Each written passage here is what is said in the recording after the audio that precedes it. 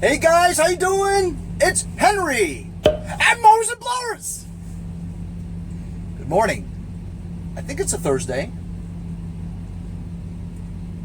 or Friday. Actually, I really don't even know. Anyway, it's early, man. It's about 8:30, 9 o'clock in the morning, and you know, when you just open your eyes and you're lying in bed, you're like thinking about stuff. Just can't go back to sleep again. But it's a good thing I woke up early. You know why? Because I am off, as you can see.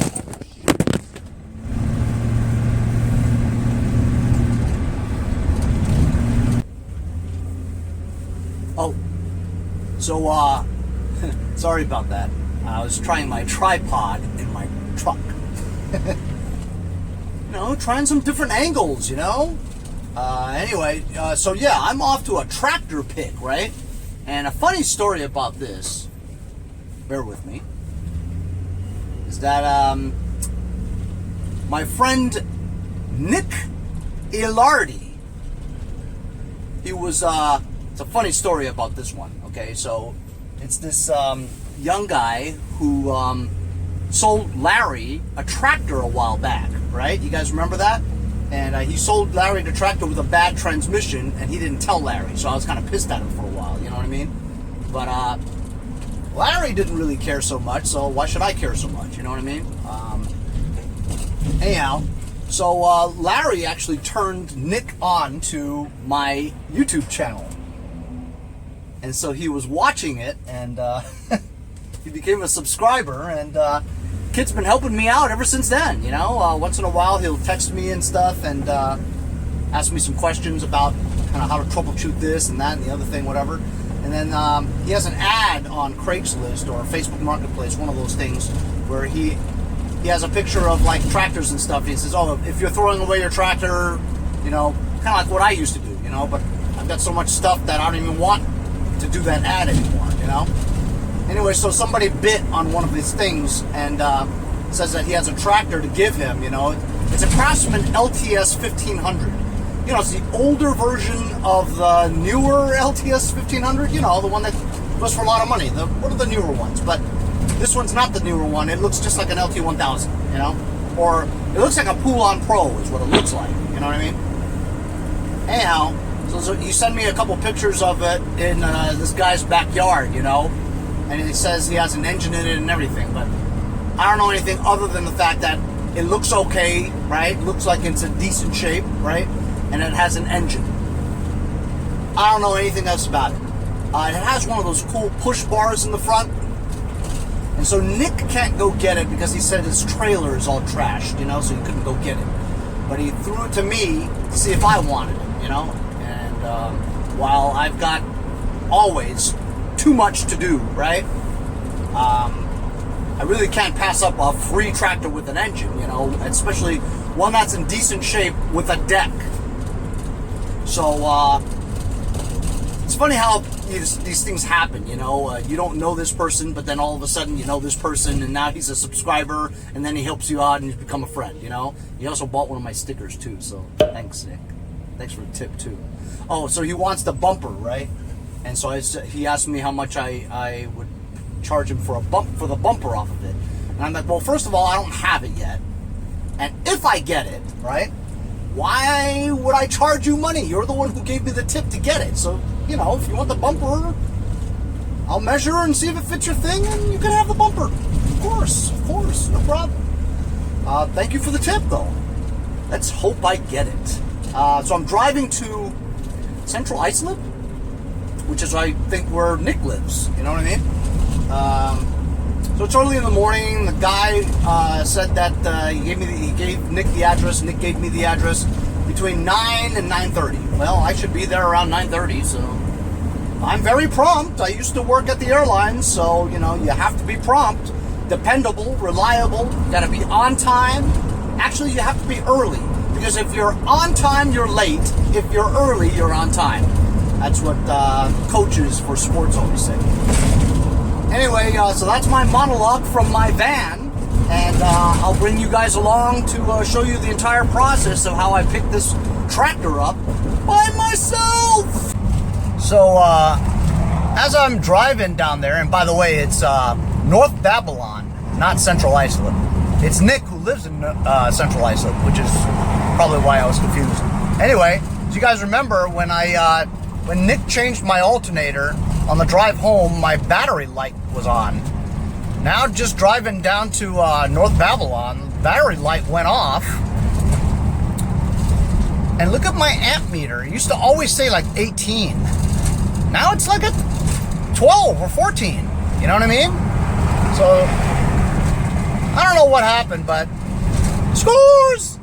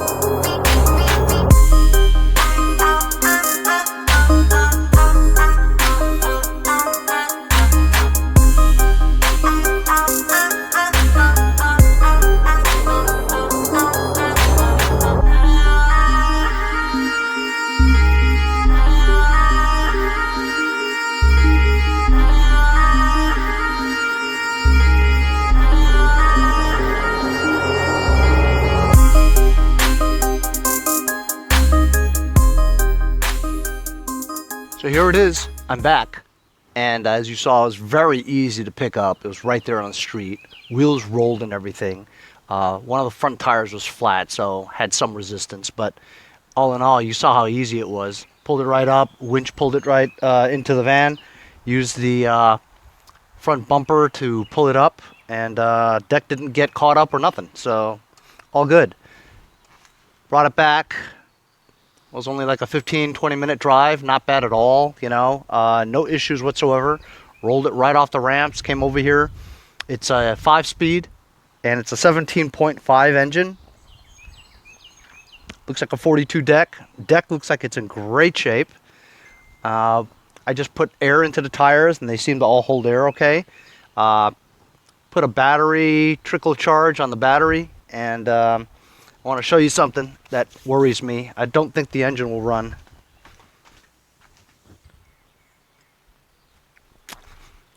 So I'm measuring this bumper for Nick because I promised him I would give it to him. So Nick, it's 13.25 inches wide, okay? And as you can see the bolts here, it's a diagonal thing. It's a diagonal bolt. So see if you have two bolts that are diagonal that are 4.5 inches apart, then it'll fit.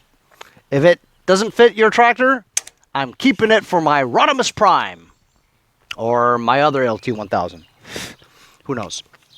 Anyway, you know what's interesting is that my friend 5-Speed Ash texted me yesterday around this time, right? And he said, hey, there's a tractor sitting next to this bag of garbage. I think they're throwing it out, but I'm not sure. So I said, well, I'm not going over there unless I'm sure it's garbage. You know what I mean? So today when I went to pick this up, this thing was sitting next to a bag of garbage. So maybe Nick was thinking about the other Nick's tractor deal. So is this the same one? You know? I'm sure you'll let me know in the comments.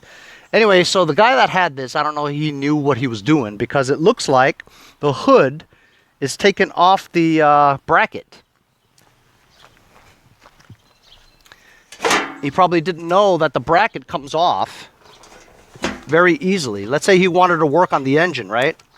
If he wanted to work on the engine, he wanted to take the hood off to help him get a better feel of it, you know? Guess he didn't know that the hood just comes off with a pivot and a pull, because it's not broken. It's just missing the bolts that attaches the bracket on here. But it's a good hood, you know? It's definitely a bonus. See what I'm saying? This bracket is all like bent out of shape. Maybe because it was bent out of shape, but if you knew that you could just pivot it, you know, and it comes right out.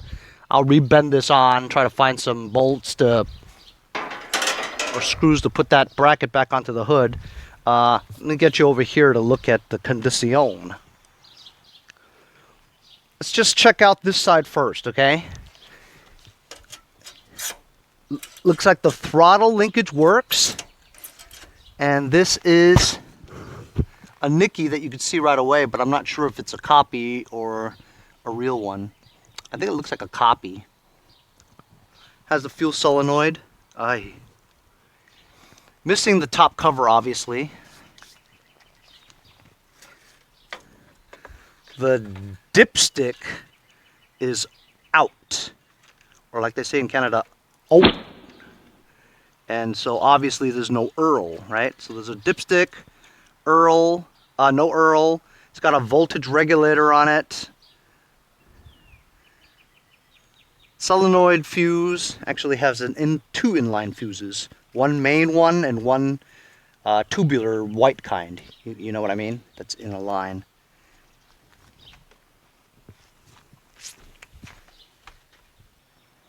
Looking at the other side.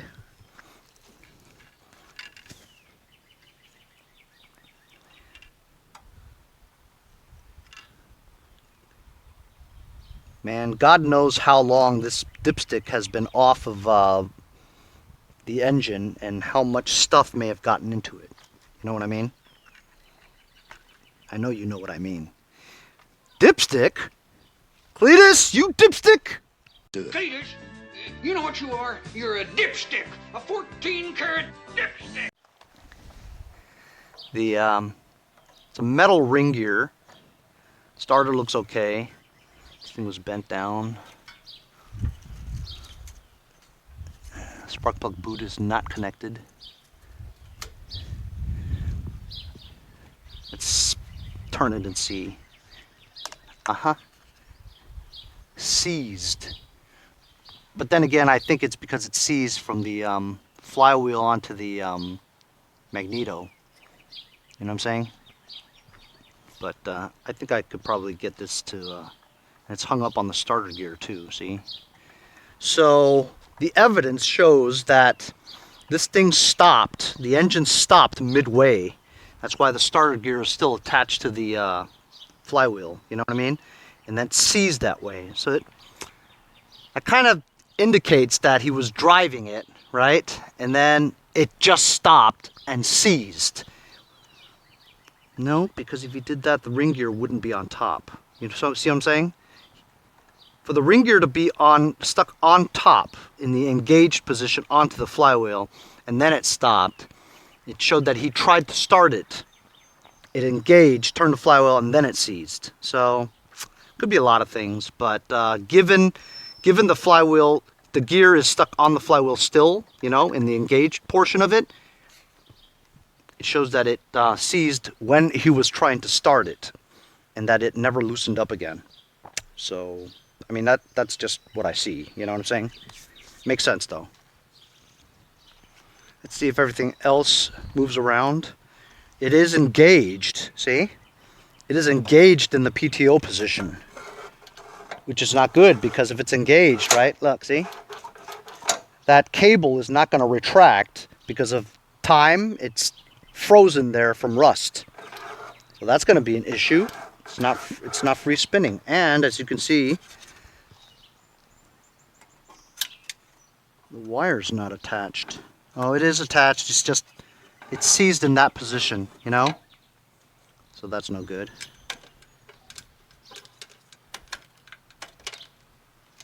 Well, at least it has, ooh, does it have 2 keys? No, just 1 key.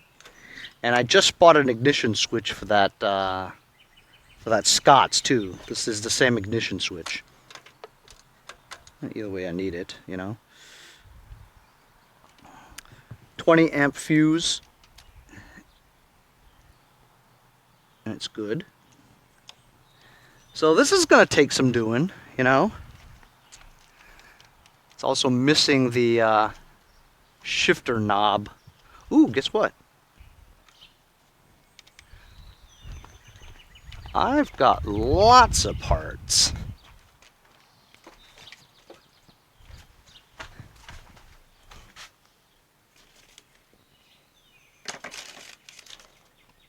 Ah! Ta-da! is obviously a better condition tractor that I've had in a while, you know. So I know I'm going to try to get it going, get it to work, whatever.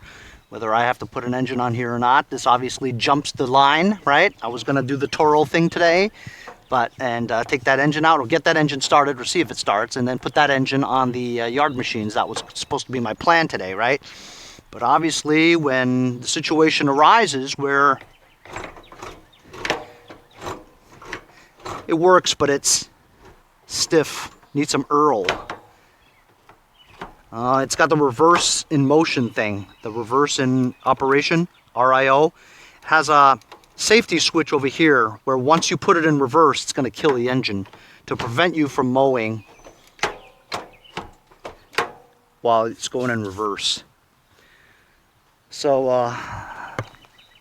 obviously the battery is, I mean, maybe. Let's see if it clicks. Let's see if the starter, the starter or the solenoid clicks. You got to put these things down, because if you have the seat down, you know what I mean? Ugh.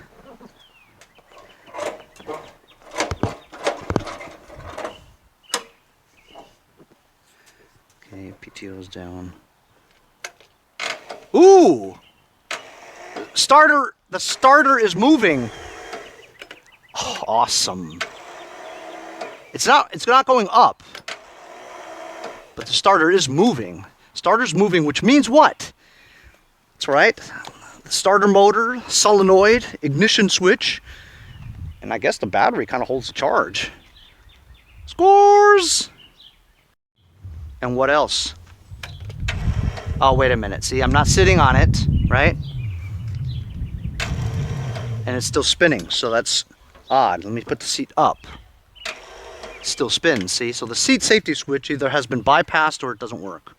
But if it doesn't work, it shouldn't be able to spin unless he bypassed it, you know? Who knows? What else is missing from this, guys? That's right, there's no gas tank! Where's the gas tank? So now you look at the evidence, right? Maybe he just wanted to pilfer this thing for parts. But then why would he take the gas tank? You know, if he took the gas tank, why would he maybe he needed the shroud and the gas tank. Ooh, I'm not sure. But I've got plenty of gas tanks. I'll go get a gas tank.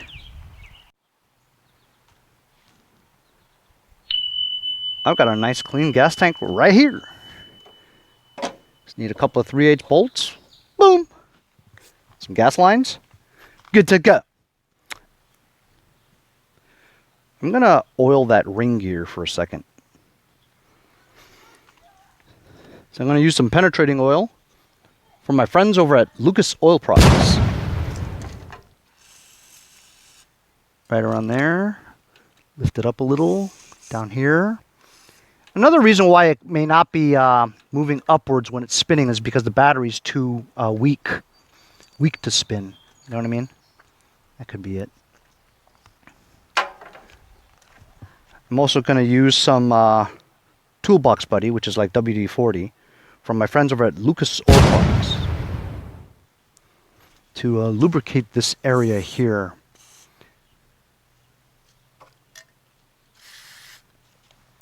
Because this part is, you know, heavily used. Put some penetrating oil right around here, because there's a lot of rust there, see? I want to try to break this free.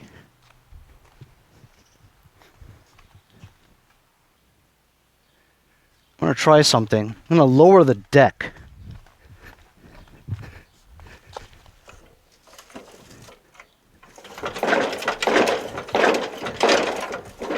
Loosen things up a little. See, I want to get the cable to retract. Actually, I could use some penetrating oil down the canal of that thing to loosen it up. Where's that canal? You know, where you can see the, oh, there it is. Where you can, you know, where the cable comes out of that little housing that's attached.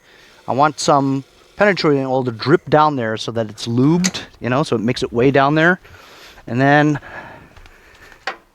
I'll pull on this belt to move the tensioner arm by hand.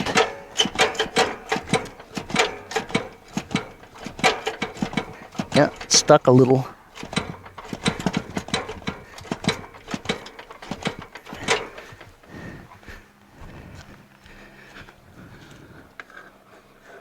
No, still not pulling on that wire. I see the cable here. Yeah, I think the cable is seized. So I'm not going to be able to, I don't know, maybe I've removed the deck. Well, you can't remove the deck without cutting the cable. See? Got some issues here. There's no way around it. Got to remove the what's preventing the flywheel from turning, which is it rusted shut onto the magneto. And you know what? Since this is rusted so bad, I should spray some penetrating oil on the nut, on the screws, just to make sure that, because, you know, if you break the bolts while removing it with a, you know what I'm saying, with an impact, right? Break the posts on the engine block, you're Dunsky. Let me get a ratchet. So I've got a ratchet just to be safe. 5/16. It's not gripping. That's not gripping. Man. I want to do some very soft bursts. You know, just some taps. Push down. I think it moved.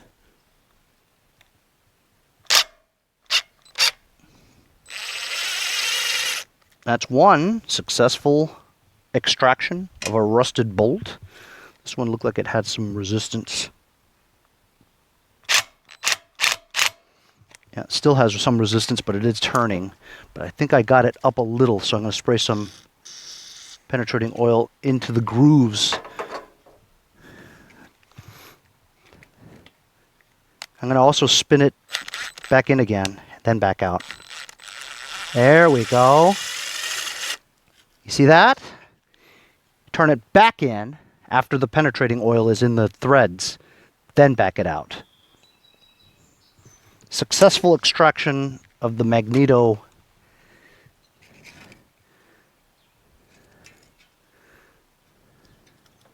screws. Now it's free from the flywheel. So we're going to try to turn the flywheel now. Ooh!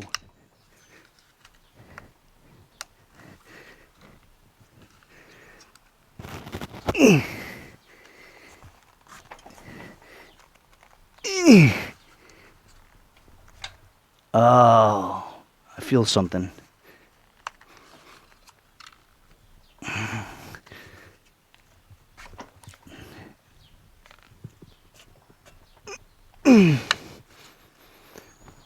Yep, I feel something, fellas. You know what I feel? I feel the feeling where you have a broken connecting rod and it's hung up on something, you know?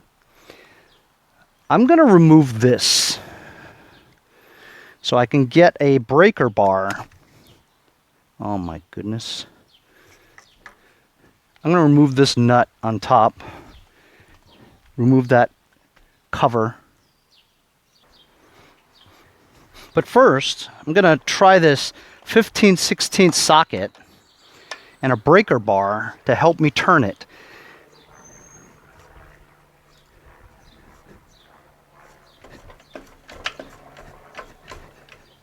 Yep, it's hung up right there.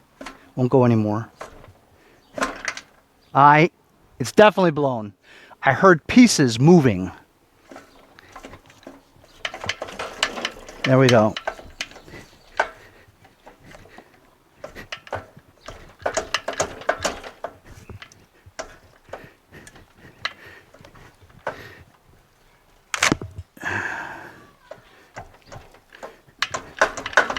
Yep.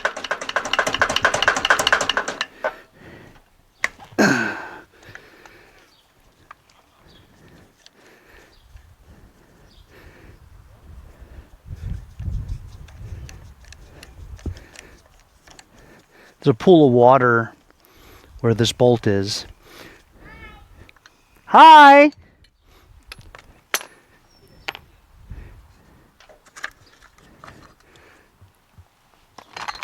Well, you know, these flywheels are actually worth some money. All right, I'm going to take the flywheel off just for shits and giggles, you know. I'm going to do it the Toro way. So people are always asking me, hey, Henry, how do you remove the flywheel off a lawn tractor? Well, there's a lot of easy ways to do it. The easiest way I know of is this way, the Toro way, where you get a sledgehammer and a big crowbar. You're going to shove the crowbar right above the bracket where the starter is, because that's where you have the most structure. Or you can put it this way. It depends on how much leverage you're going to get, you know. Remember, I think this engine's blown, so we're going to just put the bolt back on here again. I'm probably going to cut this part and put it on Hank's channel. There we go. You lift up on the crank, on the crowbar, and give it a whack. You ready? 1, 2, 3. There you go. Take the bolt back off again. Right? And here we go. There's the flywheel. Flywheel has been removed without a puller. And it took, what? Literally a second. And that's how you remove flywheel off a tractor. Well, unfortunately, guys, this is not the result that I wanted, right? Obviously, you pick up a decent-looking tractor, you're hoping that the engine will run.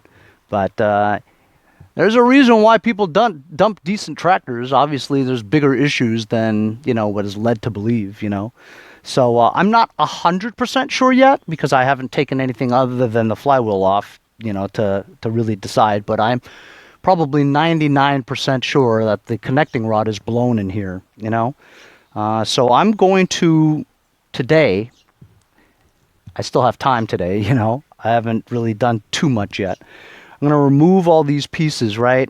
Get the engine off, flip it upside down just to confirm that it's blown. I'm pretty sure it's blown because I could hear pieces move, you know. But we'll just take it apart and see.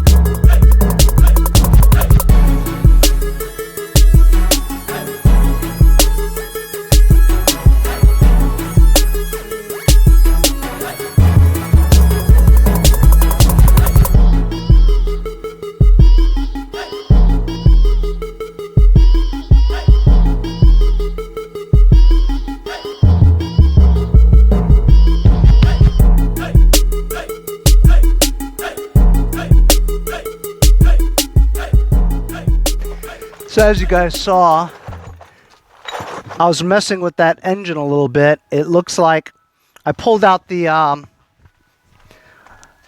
piston, see? So this piston looks good, along with its rings. So the piston's good.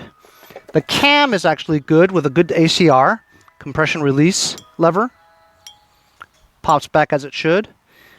Nice crisp gears. It's a little bit of rust here and there, but that's just surface rust, right? I think the governor is good too.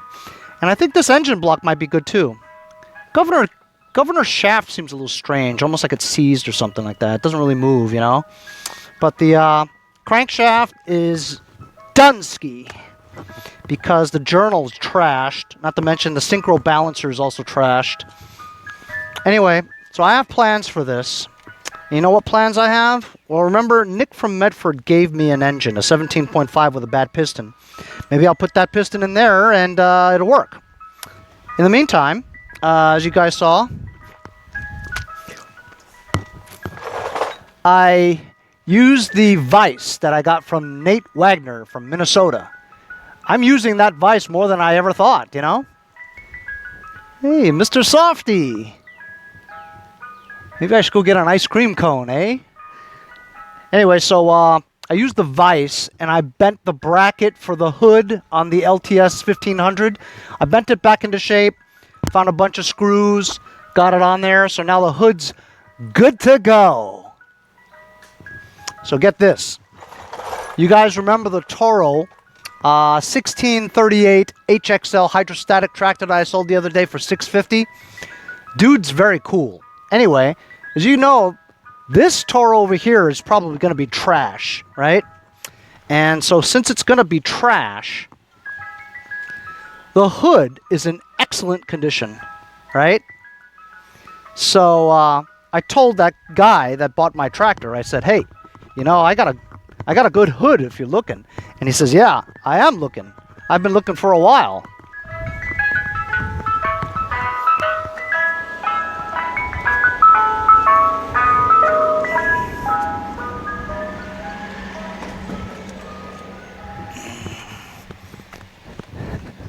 So here's the hood.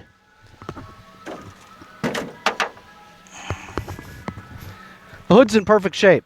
Even though it's kind of dirty and stuff, it's still in perfect shape. Okay? So he's coming to buy it for $75. So I've got a Toro here that I got for free. I think the engine might work, right? So I took the old battery out. I put my last fresh battery in here, connected the thing. I sat on it, doesn't start. Okay, so the solenoid's probably busted. So I'm going to jump the solenoid, see if this cranks. I did check the oil, there is oil. So I'm just going to touch two terminals. Yep.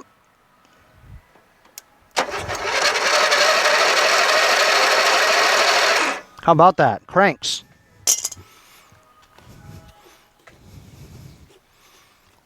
Let's spray some starter fluid in here and see if it turns over. If it turns over, we know what our next move is. Holy cow. It's like so dirty.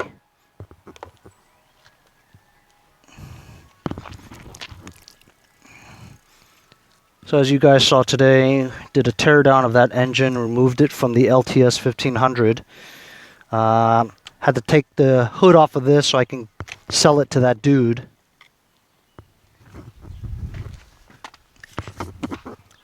I gotta blow this part out because it's gonna, if I try to start it, all this stuff is gonna suck into the hole and that would not be good.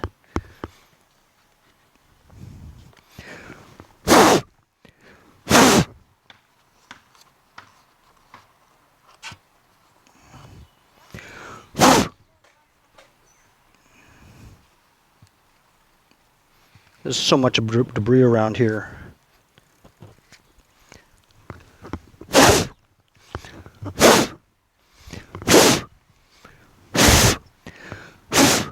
Pretty sure there's going to be a rat's nest in here too.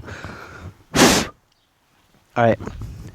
Let me get some go-go juice. Alright, we've got some go-go juice. Gonna bend the straw downwards. Yeah, that's quite a bit.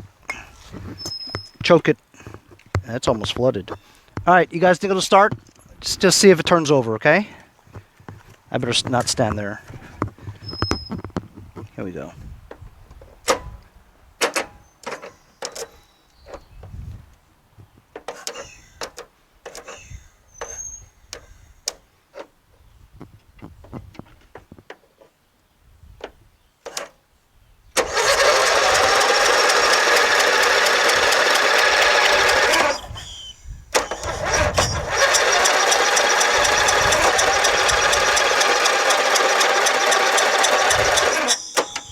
Okay, so there's no spark because, you know, you had go-go juice, you had it cranking, didn't turn over at all, so there's probably no spark. If I, you know what, let me, aha, so there's a wire here. I'm going to disconnect the magneto. There's a quick connection here, so now the magneto is not connected at all. Let's try it now. Choke.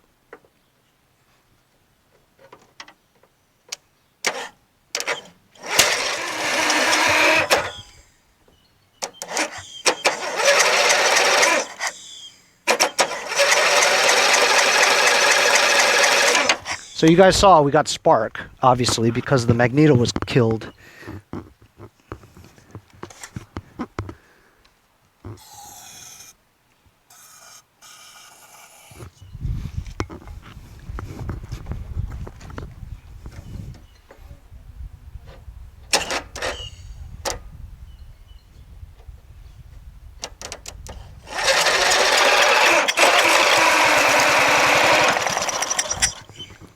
Turns over. Awesome. Score. That's awesome.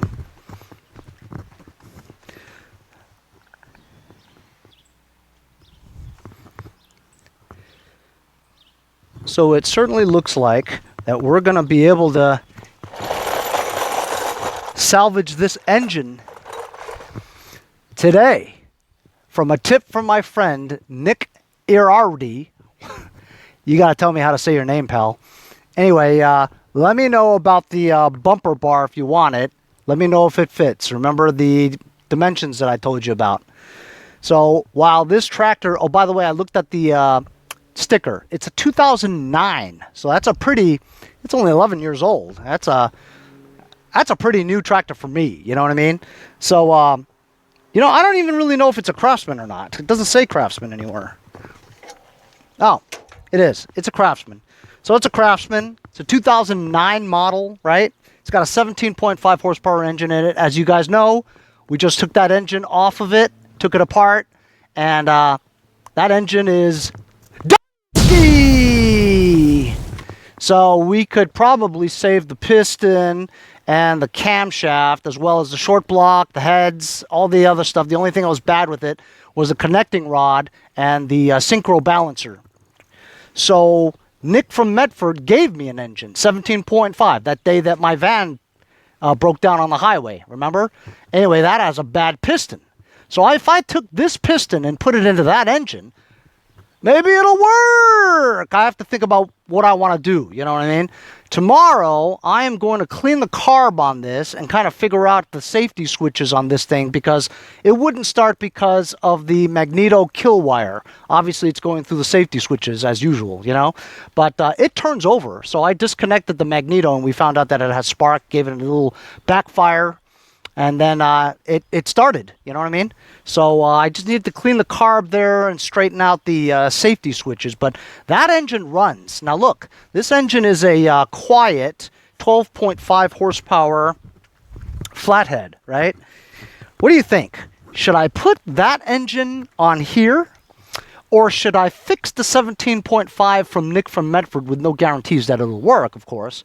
But that would be a direct replacement with this one, right? So I got to do some thinking. I'd appreciate some of your input. Why don't you subscribers please leave in the comments of this video whether or not I should take this 12.5 flathead and put it into here, or should I rebuild the 17.5 that Nick gave me with the parts from this one and put that back on here because this is 17.5. Or should I just know that this engine's good? I could put this on here. Like, the next episode should be this for that. Or should the next episode be this engine for the yard machines?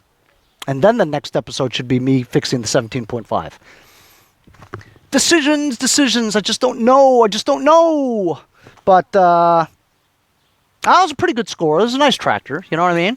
And to get this engine running is great too. So, I mean, I'm going to be busy. There's going to be a getting this engine running video. There's going to be a Toro teardown video. There's going to be a 17.5 Briggs engine rebuild. There's going to be a repowering this one.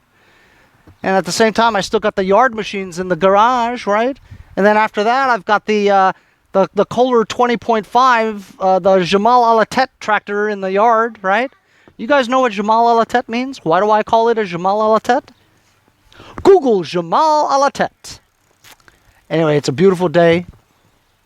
And I'm glad I was out here to get some stuff done. Later on, I'm going to sell that hood for $75. Everything's great. Thanks a lot for following me along today's journey. I'll see you fellas next time on Mowers and Blowers.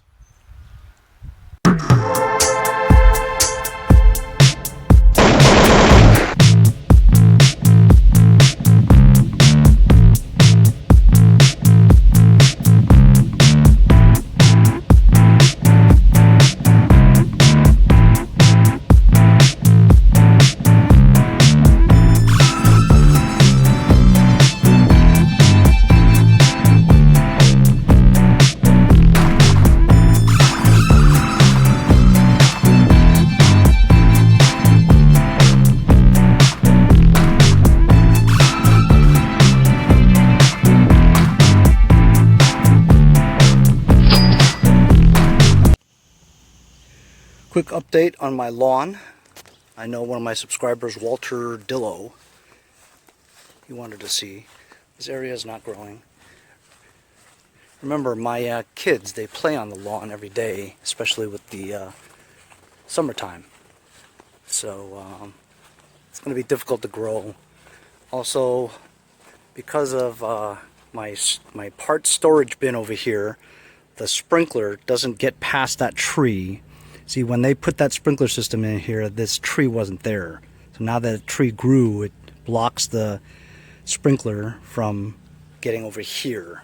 So I have to water this area every day by hand, which is kind of a pain, and it's not really growing. You can see it's kind of wet over here because this sprinkler works, and it's still wet. And I mean, it's still dry, you know, it doesn't get that wet. If you look really closely, there are some sprouts, but not a lot. Like over there, see? So this part is not really growing very well at all. Neither is here. This is going to need some more work. Now my front lawn, on the other hand, is starting to grow finally. As a matter of fact, I'm going to mow it for the first time since I put seed down. I'm going to use my junk Toro here that I listed for $100, but nobody's bought it yet. But it always runs and it cuts well, so I'm going to use it to just go over this. And as you can see in this area here, this was like all mud. But you can see the sprouts growing, you know, kind of.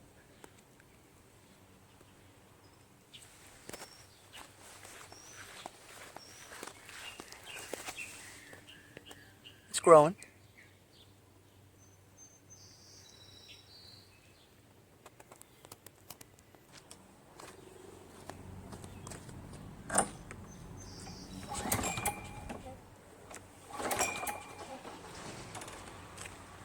Oh, there's a primer. Forget. It's a gas too.